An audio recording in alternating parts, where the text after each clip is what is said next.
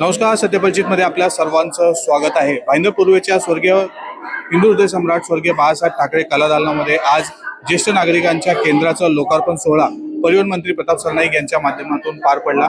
या ठिकाणी माझ्या पाठीमागे बघू शकता, मी त्याच ज्येष्ठ नागरिकांच्या लोकार्पण केंद्रामध्ये आहे आणि या केंद्रामध्ये ज्येष्ठ नागरिकांसाठी चेस खेळण्यासाठी हे टेबल्स बनवलेले आहेत, डिजिटल अशा स्वरूपात आहेत।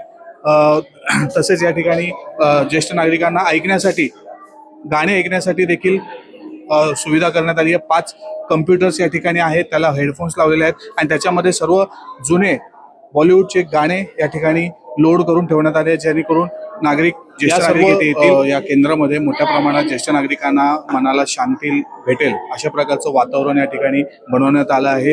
हेल्थ शी रिलेटेड म्हणजे आरोग्याशी निगडीत या ठिकाणी व्हिडिओज आहे, मोठ्या प्रमाणात प्रोजेक्टर लावण्यात आला आहे।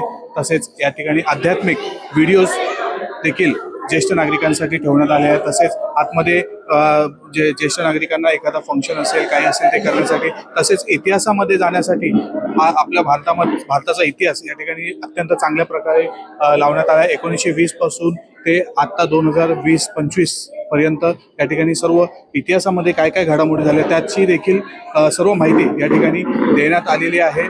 त्यामुळे मीरा भाईंदरच्या ज्येष्ठ नागरिकांना आता या ठिकाणी मोठ्या प्रमाणात अतिशय चांगलं असं हे ज्येष्ठ नागरिक लोकार्पण केंद्र या ठिकाणी देण्यात आलेलं आहे। कलादालन तर खूप छान झालंय, त्यासाठी साहेबांना धन्यवाद।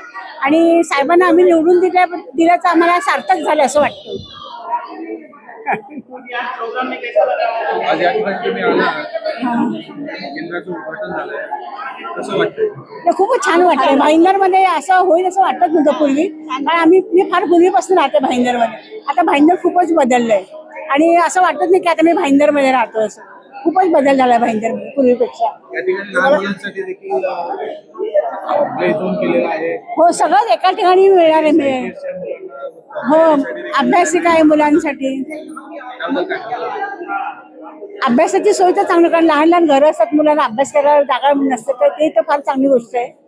अभ्यास करायला मुलांना हे होईल आणि हे बघण्याच्या दृष्टीने फार चांगलं आहे। अजूनपर्यंत नेतागण फक्त बैठका देत होते वरिष्ठ नागरिकांसाठी, आणि आता इथे तुम्हाला काय वेगळं मिळतं, वेगळं बघायला मिळतं। काय काय तुम्हाला बघायला भेटतं, काय सांगणार? छान, आता जेवढं बघितलं सगळं उत्तम आहे, छान छान आहे। काय काय इकडे बघायला आता नुकतं सुरुवात केली आहे मी बघायला, आणि प्रताप सरनाईक साहेब जे काही बोलतात ते करून दाखवतात, हा आम्हाला अनुभव चांगला आलेला कसं आहे। वाटलं हा हॉल तुम्हाला हे बघून? छान वाटलंय। आता आम्ही सुरुवात करतो आणि बघायला पण छान वाटलं।